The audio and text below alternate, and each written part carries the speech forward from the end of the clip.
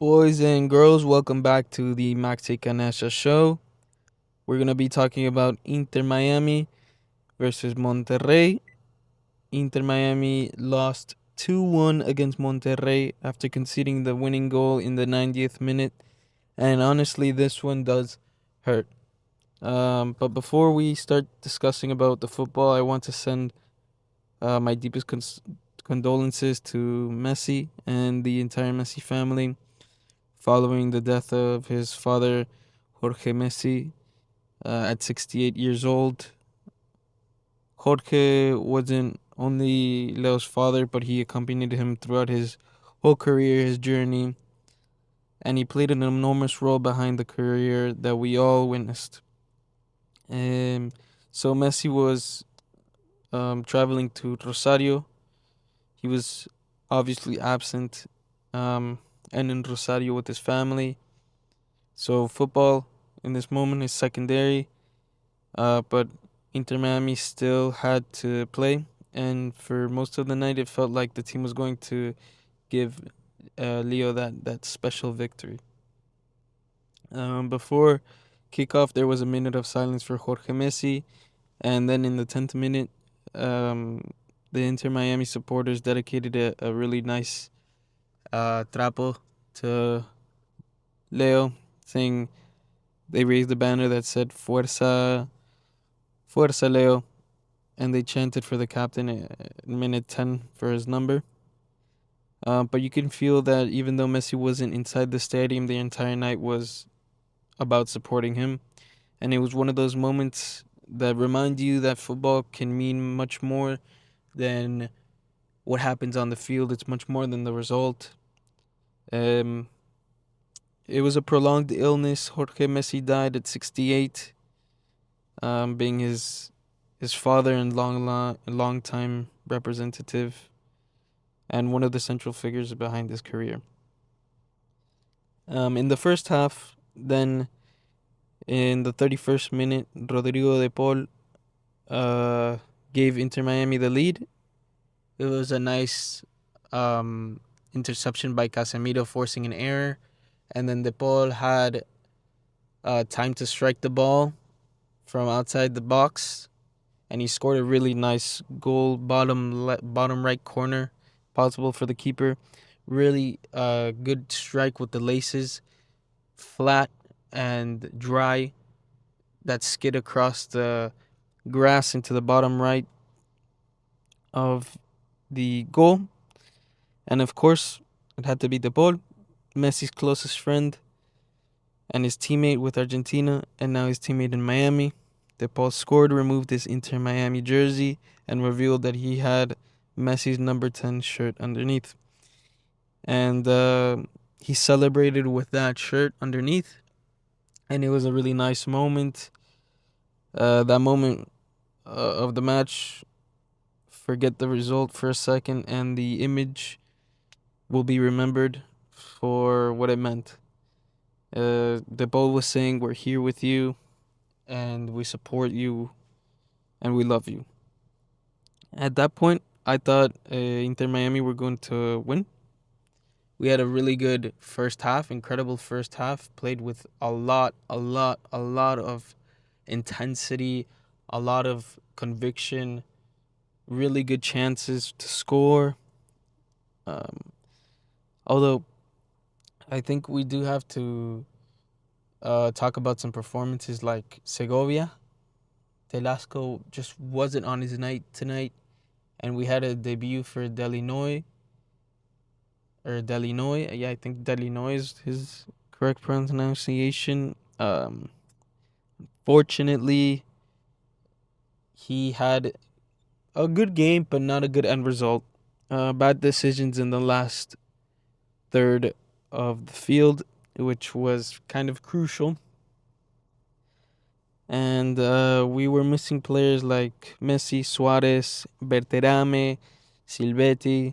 So we had a couple of limitations in terms of substitutions as well. And we saw that because especially there was a lot of humidity and heat.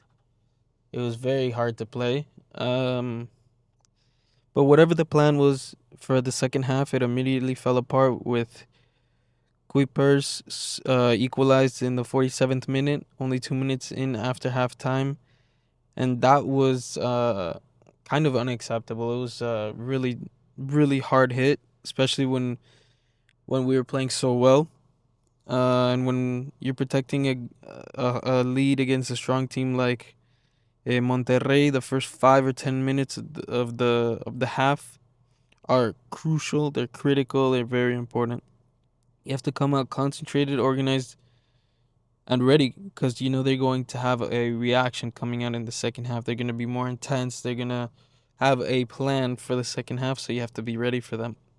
Instead, Inter Miami allowed Monterrey straight back into the match, and from there, we did struggle to create some danger. Although it's not that we didn't have opportunities to put away the match. De Paul, we could see that De Paul was obviously this was a special match to him. He wanted to win more than anybody. I think De Paul tried to carry a lot of responsibility. He wanted to do everything. He was running like an animal. It reminded me a lot about that De Paul that I saw in 2022, 2023, and even some of 2024, where he would just take over the whole midfield and carry the midfield. And the thing is, he would have to lean on Messi in those years because De Paul cannot do everything. He's one player. He probably had a great performance, but he can't do everything. He did a lot though.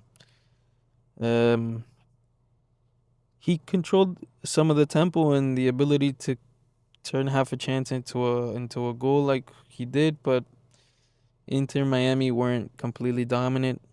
They had lost control of the game, and also a lot of heat and the physicality was diminishing a bit. So we lost control and got very very exhausted and tired. And there was an incident also involving Lucas Ocampos. Initially, it appeared that Monterrey might have been reduced to 10 men, but VAR reviewed it and the card was overturned.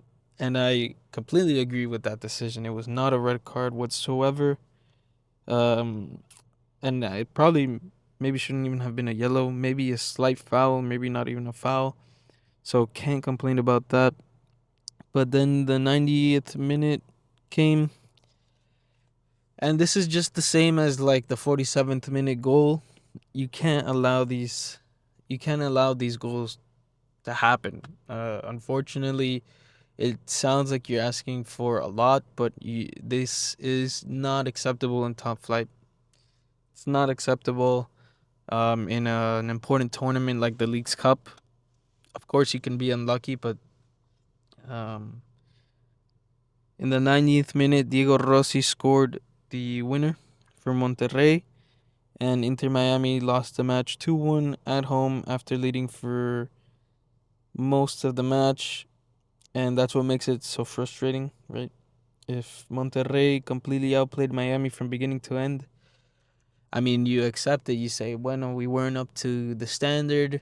Maybe there was a lot of emotions and things about that we couldn't completely concentrate on the match, but Miami had the lead. We played a very, very, very solid first half, and we could have held on. Um, yeah, I mean, they had the emotional momentum. We had the ball's incredible dedication, and at least we could have held it on until penalties, because you know anything can happen in penalties. But we failed to close out the match. The truth is that we failed to close out the match, and a goal like the one that we got scored on in the 90th minute, I think says a good amount about the team. It also says a good amount about the substitutions that we had, or the players available that we had. We were missing some players.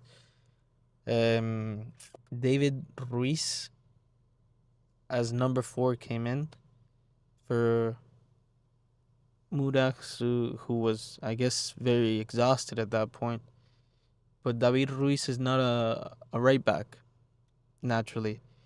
So he suffered a bit, and he definitely suffered in the goal because he fell asleep and didn't follow his man, who anticipated and got before him to a cross that got through Frey, who bodied his man, and he got behind him, and he was just in front of the goal with versus the goalkeeper 1-on-1. Rio Noble had an incredible performance from beginning to end. He made some incredible saves, but he had nothing to do in this goal. It just says a lot about how we don't have the proper substitutions to make, and we're missing a lot of players. I think with less or more available players, we make a better game. But unfortunately, we're missing from injuries and from suspensions like Suarez. Very important players. But we failed to close the match up. Something similar. We saw something similar against Columbus. Chances to finish the game, and a loss of control, and another damaging late goal. A team like Miami, who has championship ambitions, can't continue to become like vulnerable towards the beginning of a second half or the end of the matches, because these are critical moments that you cannot allow these things to happen. You have to have concentration till the very last minute to close out matches, especially against better and better opponents. But I'm not gonna pretend like I wasn't affected by this one. I was exhausted, and I just wanted Inter Miami to complete that tribute with a victory for Messi. But I mean, it's football. It's football. Sometimes things like this happen. Um, sometimes you win, sometimes you lose. It's unfortunate, but um, yeah, obviously it was a disappointment. Over a football match is nothing compared to what Leo and his family are experiencing. But purely from the football side, Inter Miami threw away a good opportunity for a Leagues Cup win, which we know are very important. These 3 matches in the group stage. So this defeat leaves Inter Miami on 3 points and makes the final phase one match against Lyon extremely important. Lyon, who won 2-1 against Orlando City. Monterrey are now also on 3 points, so Miami can't afford another poor performance. We need to beat Leon, preferably a win, so we actually qualify without having to rely on anybody else's performances, and the goal difference could become important. Definitely Messi won't be there for this one either. I definitely don't think he'll be there for this one. He needs time to recover and be with his family. And nobody should place any pressure on him for this either. So this group has to demonstrate that it can survive without depending on Messi all the time. The both showed leadership, but now it's up to the rest of the team, and we have some really good players. So I want to see a little bit of Casemiro step up. I want to see a little bit of Segovia step up. I want to see maybe some Frey step up. I think Frey also had a good game, but I want him to step up a little bit in leadership. But Inter Miami won, Monterrey 2. A beautiful tribute, an emotional goal from De Paul. On the footballistic side, another match lost in the final moments for Inter Miami. My thoughts and prayers remain with Leo and the entire Messi family. Fuerza Leo. But I want to thank you guys for listening to the Maxi Canalla show today. If you enjoyed, leave a like and subscribe. And remember, aguante Inter Miami, aguante Argentina, aguante Central, and aguante USA. See you in the next one, boys.